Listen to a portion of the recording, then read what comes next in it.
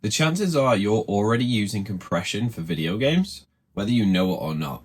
If you've used anything like sound lock, smart volume, loudness equalization, you're applying compression to your whole PC, which is outside of the video game itself. And a lot of games include compression in the actual game audio anyway. The real question is, do you know what compression is and what it's doing to your game sound? Say hello to Past Me. As part of my mic video, we did talk about what a compressor is. So, what did Past Me say a compressor is? A compressor will compress the loudest sounds of an audio signal and bring it into a similar range as the quieter sound. So, we will take the loudest sounds and we will turn them down in volume. You can think of a compressor as like a volume knob that changes automatically. When the compressor detects a loud sound, it's going to turn the volume knob down. And then once that loud sound is finished, it's going to turn it back up again. And that gives us a reduced dynamic range where the volume stays more consistent than when it's completely uncompressed. Now, this is really easy to understand when you're talking about a single sound source, like a voice with a microphone. You're going to take the loud bits of the voice and turn it down, and the quiet bits of the voice and turn it up. And they're going to balance out. It's going to sound really easy to listen to. There's not going to be any big jumps in volume. But how does that actually apply to video games? So right now, while I'm talking, I'm going to purposefully leave some gaps. And that's because in the background, we've got some music playing. And we are applying compression to change the volume of the music in the background. Now, what you'll be able to hear is that when I'm talking, the volume of the music is going to duck out of the way, so you can hear my voice better. And when I'm not talking, the music is going to raise up again. And this is how compression works when you have multiple sound sources all working at the same time. So an in-game example of this, for example, in Warzone or Call of Duty, would be my voice is gunshots, grenades, kill streaks, so anything that makes a really loud sound in the game. And you're trying to listen to the footsteps, which is the music in the background.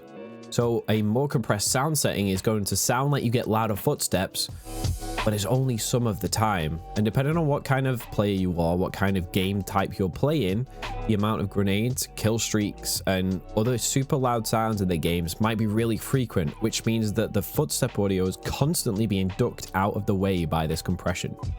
Now, when you start using third-party sound software, like SoundLock, or using Windows features like loudness equalization, you're introducing compression at a higher level than the game. So not only are those important audio cues that you'll listen out for going to duck from in-game loud sounds like gunshots and kill streaks, but also anything else that's happening on your PC. So if you're a single PC user and you're running Discord on the same PC with loudness equalization, every time someone in your Discord talks, the game audio is going to duck.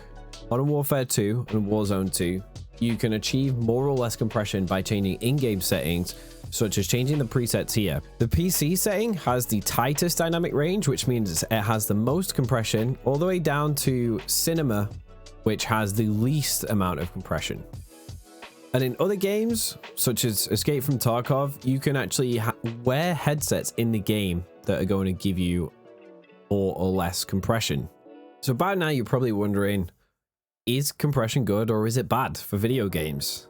And that is entirely situational. For me, I prefer a much less compressed sound. When I'm in Call of Duty, I like to run home theater, which is a less compressed sound. My preference is that I would rather have quieter overall footsteps that are consistent, so I can easily pick them out no matter what's going on. As much as Call of Duty will let me, of course. Instead of having a constantly fluctuating volume of footsteps, our ears are really powerful and they can pick things out of a dense mix of sound and ignore them completely. I'm sure you've all been there where you've been in a room or an environment where there's a really annoying like whistle or hum and you don't notice it until someone points it out. And that's because our brain literally tunes that sound out because we don't need to hear it. And it can work the other way around as well. If we have a consistent volume of footsteps, our ears get accustomed to that and we'll try and pick out that sound all of the time. Whereas if the volume is constantly fluctuating, you're less likely to hear it when the volume ducks. Now, if you're a solo player, but you don't really get into many gunfights, maybe a more compressed sound setting will suit you, because the game is pretty quiet most of the time and you can get those loud footsteps. Or if you're like a run and gunner kind of player where you're constantly in gunfights and you're fighting multiple people at once, and I think you'll benefit from a less compressed sound setting and letting your ears do what they're good at and picking out those sounds. Now, obviously video games aren't perfect. We all know the issues that Warzone has had with its audio for years at this point.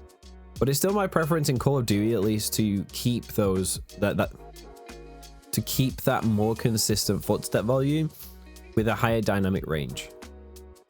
Now, that being said, if you do prefer the more compressed sound, I would stay far away from any outside of the game level compression, like sound lock, like Windows loudness equalization, because you're then introducing even more compression than what the game's audio settings were doing anyway. The last thing you want is to be in a gunfight and someone yells something in Discord and all of a sudden you can't hear anything because the audio is just ducked in the game.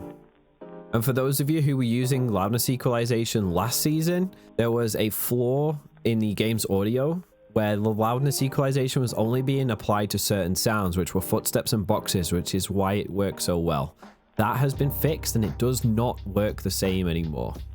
If you made it this far in the video, hopefully you found something useful, interesting, you've learned something new, so hit that like button, hit the subscribe, and I'll see you on the next one.